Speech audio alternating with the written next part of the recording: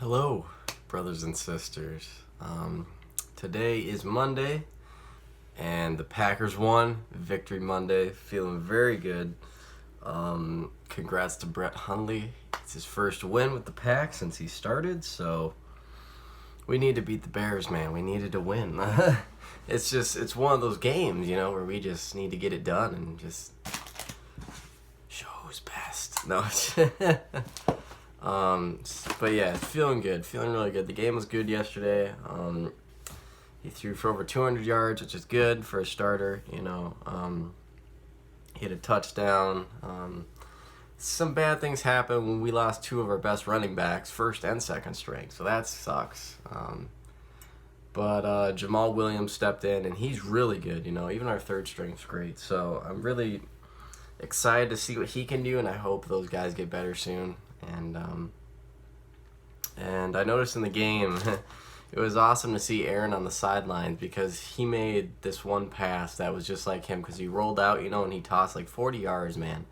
He threw that thing, and they showed him on the side. He just smiling and looked at him. He's like, "That's me," So it's cool. It's cool to see like you can tell he's been watching him for a long time. He's been studying him, but it was good. We beat the Bears. It's a great game. I got a couple albums to show you. Then I'm gonna speak about a topic that I'd like to discuss with you.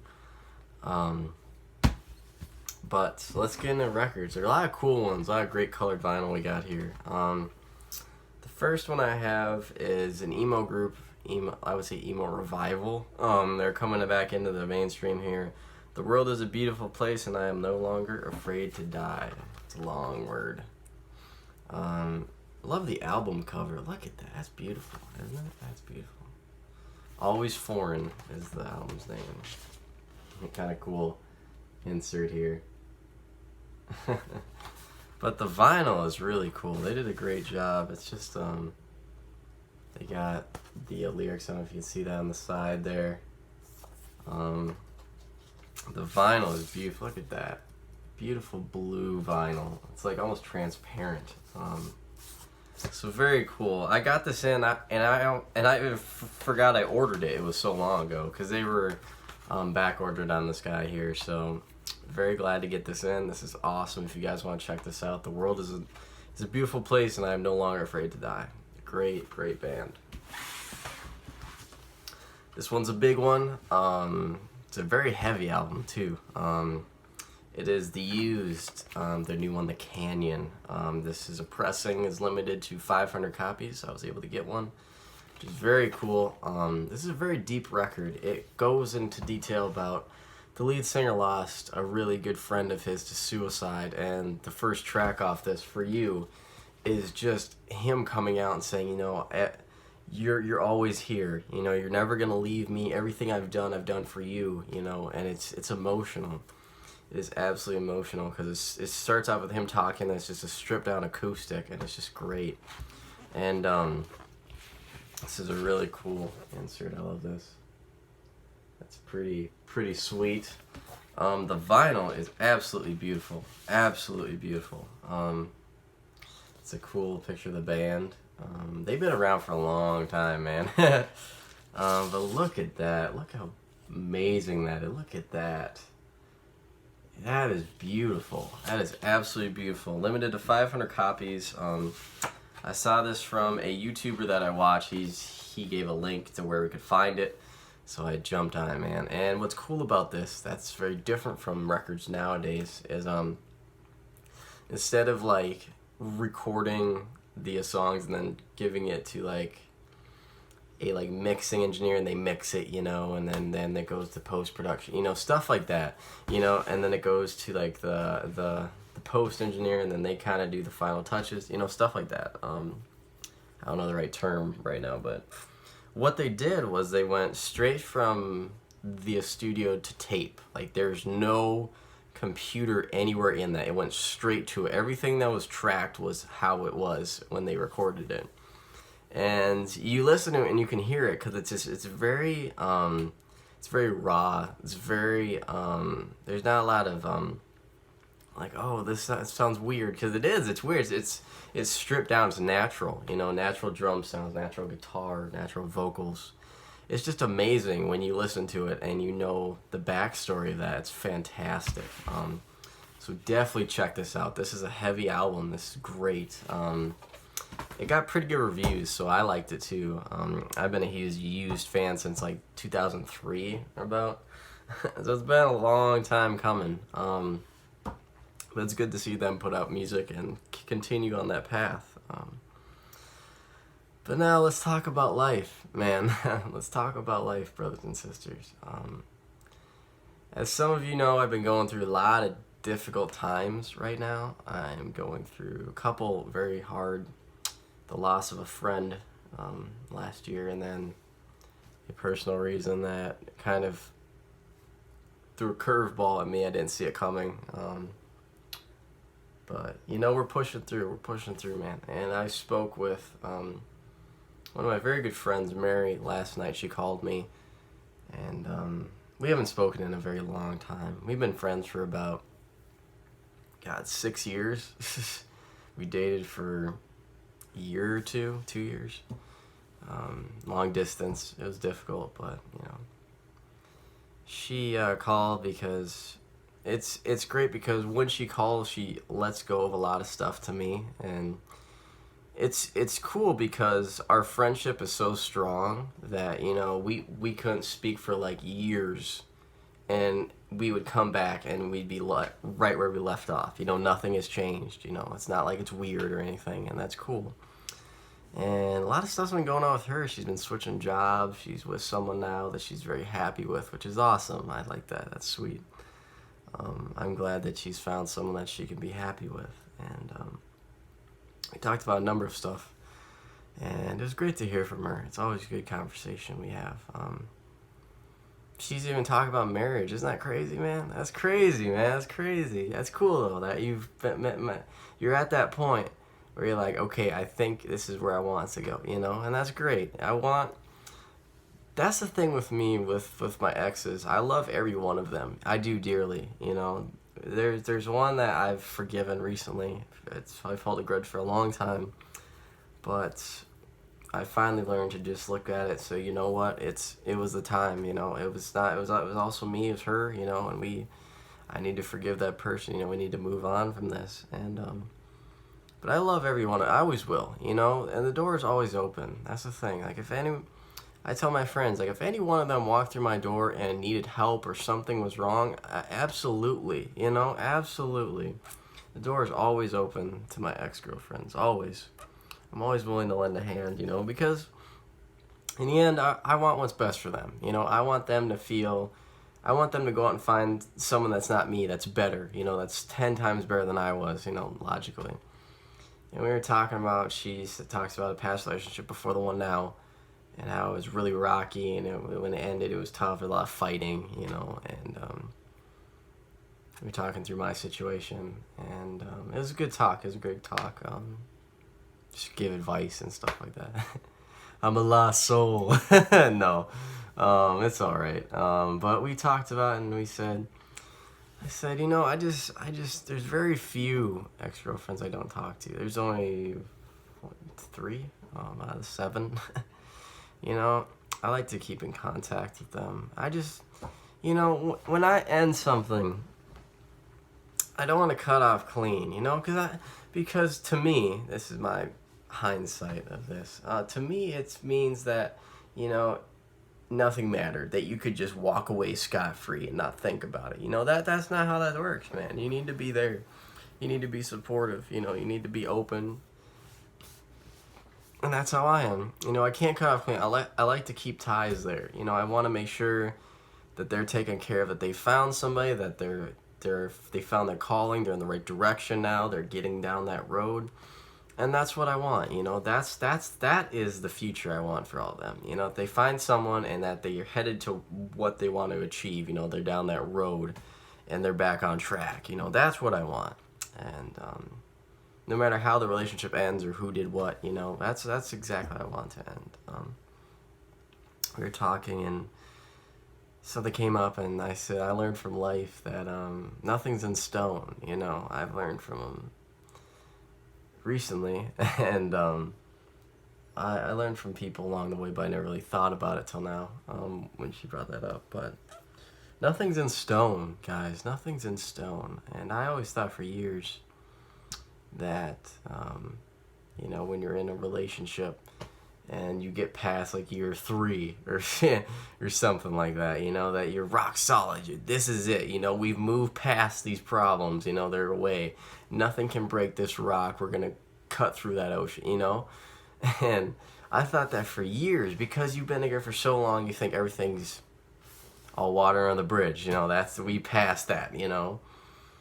But I'm here to tell you that's not true. You know, we talked about this, and she said it's true. And I said, you know, for a long time I thought that. I thought that, you know, once you get past a certain point in life and the life of the relationship, that it's solid. You know, you've made that barrier as strong as it possibly could be.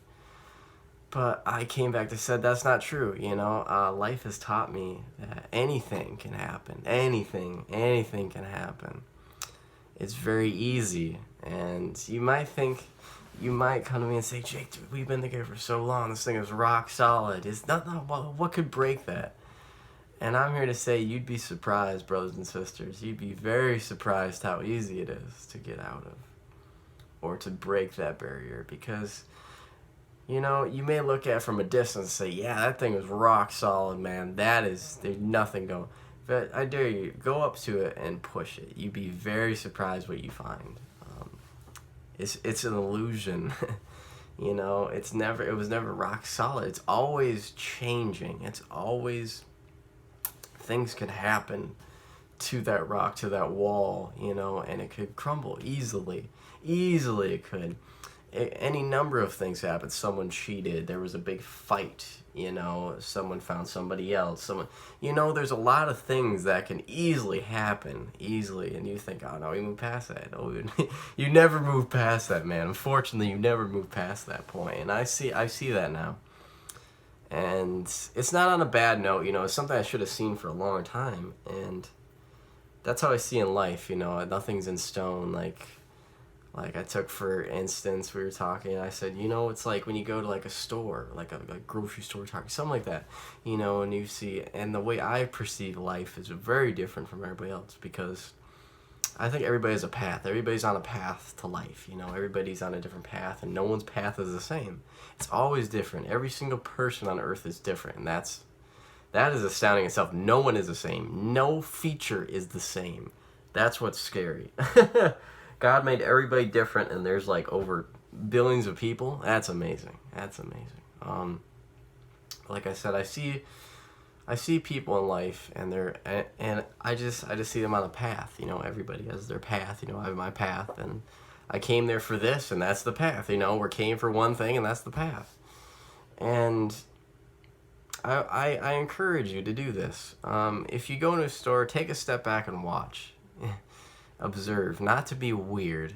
No, but like just look at it when you're walking. Like, look at different people, look at the conversation, look at the body language, look at, you know, all this stuff, because it's just everybody's on their own path. But it's funny because you think, oh, that's their path, it can't be altered. Oh, it can be altered, brothers and sisters. Like, let's say I'm walking down an aisle and there's someone coming this way. Usually you just, you know, no questions, nothing happens. What if you're to step in front? What if you hit their cart? You've altered the path. That's not supposed to happen. You know, you've altered the path, and that path changes. It doesn't go like hit a rock and then go around. No, it's completely going a different direction now. You've changed the path. With just that minor impact, you know, it's absolutely amazing. It is absolutely amazing to think that. And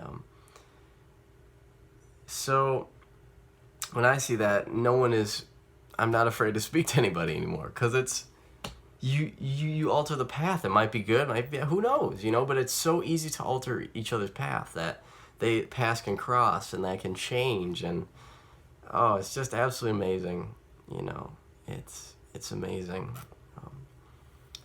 But I wanted to speak about that today, brothers and sisters. I just wanted to come out and say, you know, it's not nothing is rock solid in life. I believe that in life, God has a plan for all of us, and that we go down that path, but there's choices that could lead us in different directions, of course. But I feel like things are set in stone. Like, you're going to meet somebody, and then you're going to eventually find a house or apartment or something at some point, and then eventually get married at some point, It's just, to me, everybody's view is different, of course, but that's how I see it. There's building blocks, that are like, this is it. You're going to come to this eventually, and how you get there is always different. That's always changing, that changes constantly, whatever you do. But I feel like there's building blocks are always there, that this is gonna happen regardless, whatever you go, that you're gonna come to that eventually. But yeah, I wanted to speak, but I want to show you those records I got, and oh, it's gonna be a busy day today, man. It's nice out. It's above 30. Oh my God, it's like spring again here. No snow on the ground. This is great. But Will's at the door. He wants his treats now. I've made him into a monster, I swear. Yeah. But as I do that, I hope you all have a great day. Peace and love. Spread the word. God is beautiful. God is amazing. Don't be afraid to talk to him about anything. Could be something as simple as like, oh, I went to the store today. He wants to know. He wants to know everything. No matter how small or how stupid you may think it is, he wants to know. So don't be afraid to talk to him. Don't be afraid. And to end this, Mary talked to me.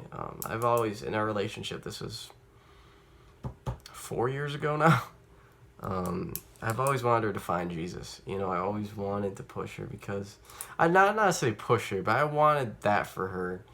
And as Christians, we can show people, but we can't push them. We can't push them into Christianity. That's not the way that works. People find their own way. We can hope that they find that. And what's awesome is that she's found it. She's found the Lord. She's found Jesus. And she was so excited to tell me. I went to church and all this. It was amazing. It was absolutely, she's so happy. And she said yesterday, did you see the video? I'm like, what video? I must have missed it, She's like, I went to see Chris Tomlin and Matt Maher. I'm like, what? What? Like, man, I would kill for that, man. She's like, it was such an amazing experience. I'm like, it is. It is absolutely out of this world, man. It is absolutely amazing. A worship concert is very different than a rock concert or something, very different. From my perspective, a concert in the general sense is you go because you love the band, you're there to worship the band. That is the focus, the band, is that nothing else matters, But when you go to see like a Christian musician or Christian gospel group, it's not about the band anymore. You're not there for the band. You're there for the Lord, It turns into a huge worship service. It really does, because they have like the words on the screen. You can sing. It's exactly the same, It's cool that way because you feel very comfortable in that space. No one is different in that room.